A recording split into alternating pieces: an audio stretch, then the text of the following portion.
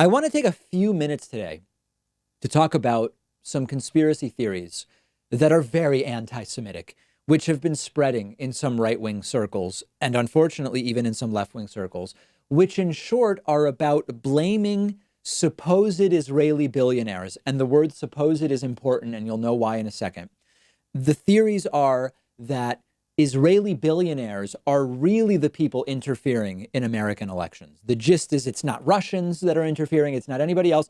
The people really interfering are so-called Israeli billionaires, which of course is code for the Jews. Now understand that these are bad faith actors with a very thinly veiled anti-Semitic agenda to create these Jewish conspiracies about using money to control things. These are old anti-Semitic tropes about Jews. We've been following those tropes on this show for a decade, but let's look at how this all is coming together.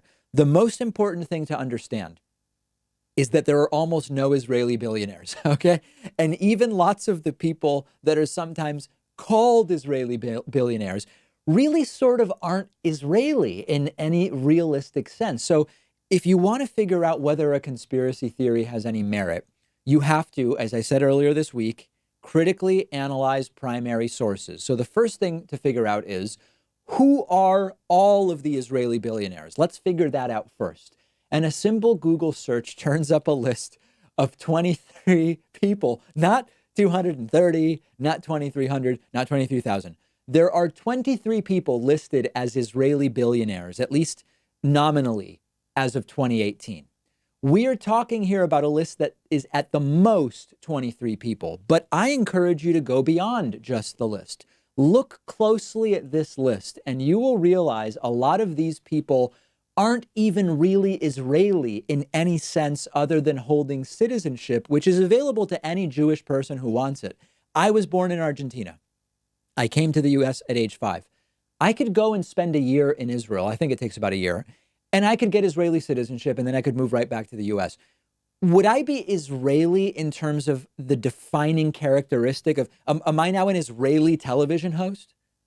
No, I'm not. So there are nominally 23 Israeli billionaires, but of the 23, you look at a lot of them and they're not really Israeli, right? Roman Abramovich from Lithuania lives in the UK.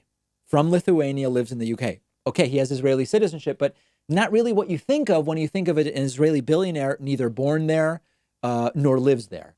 Eyal Ofer, certainly born in Israel, has been living in Monaco for a long time. Patrick Drahi, Moroccan, family moved to France, lives in Switzerland. He has Israeli citizenship. It's not really an Israeli billionaire in any relevant sense. Idan Ofer, Romanian born, lived in Israel for a little while, made his money in Asia and the United States. Not even sure where he lives now. Could be the US, could be London. Is that really an Israeli billionaire in the sense that the conspiracy theorists want us to believe? One more example.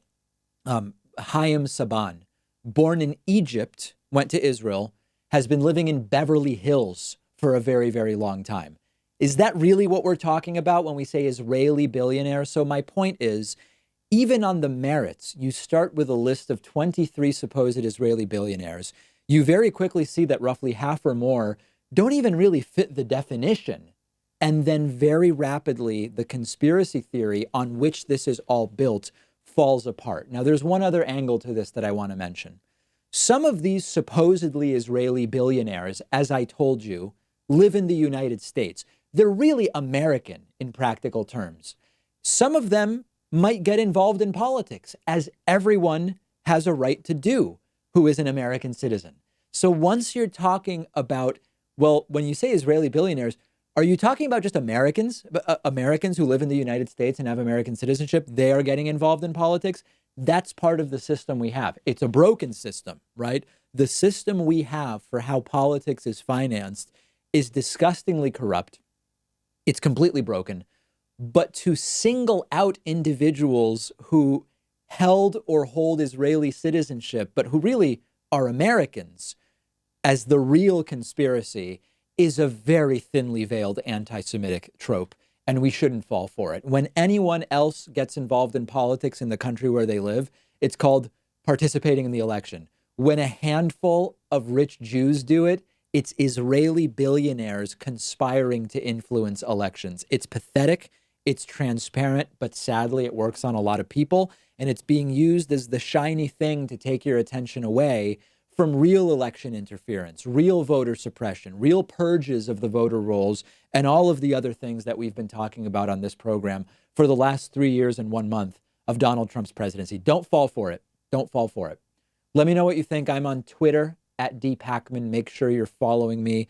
Follow the show on Twitter at David Pakman Show. We have a hell of a Friday show for you today.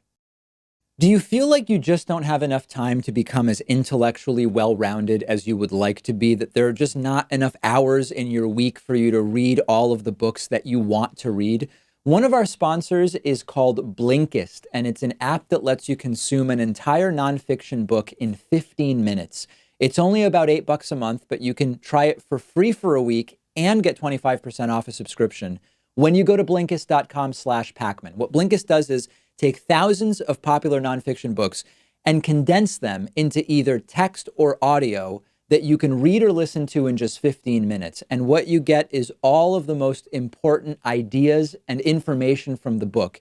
Imagine being able to listen to an entire nonfiction book in the amount of time it takes you to drive or walk home from work. I just finished listening to The Way We Eat Now by B. Wilson, whose work I've recommended to you before. Super interesting look at how the global food system works and impacts the way that we live. Blinkist has totally transformed how I consume information. I love it.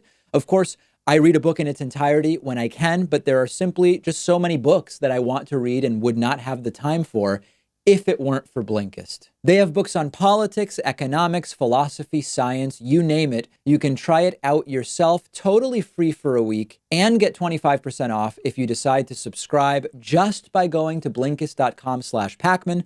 I've put the link right underneath this video. Like the rest of us, I bet you're going into 2020 thinking about what you didn't get around to in 2019 and your goals for the new year.